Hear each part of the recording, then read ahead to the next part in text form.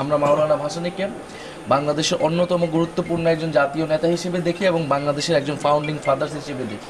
টাঙ্গাইলে পৌঁছে আমাদের কাছে এটা প্রথম দায়িত্ব মনে হয়েছে যে মাওলানা ভাসানী কবর জিয়ারতের মাধ্যমে আমাদের টাঙ্গাইলের যে পদযাত্রা, আমাদের কর্মসূচি সেটি শুরু করা।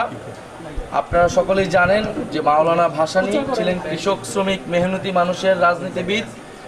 বাংলাদেশের রাজনৈতিক ইতিহাসে যিনি একই সাথে ব্রিটিশ উপনিবেশের বিরুদ্ধে, পিন্ডির আধিপত্যবাদের বিরুদ্ধে এবং দিল্লির আধিপত্যবাদের বিরুদ্ধে লড়াই করেছিলেন, এবং মাওলানা ভাসানী ছিলেন বাংলাদেশ রাষ্ট্রের, বাংলাদেশের এই জনগোষ্ঠীর রাজনৈতিক জনগোষ্ঠী হিসেবে বিকাশের অন্যতম স্থপতি। মাওলানা ভাসানী একই সাথে ছিলেন রুবুবিয়াতের প্রবক্তা, এবং মাওলানা ভাসানী ছিলেন ৬৯-এর গণ অভ্যুত্থানের অন্যতম কারিগর। ফলে এই মহান নেতার কবর জিয়ারতের মাধ্যমে আমরা আমাদের টাঙ্গাইলের কার্যক্রম, আমাদের পদযাত্রা শুরু করছি।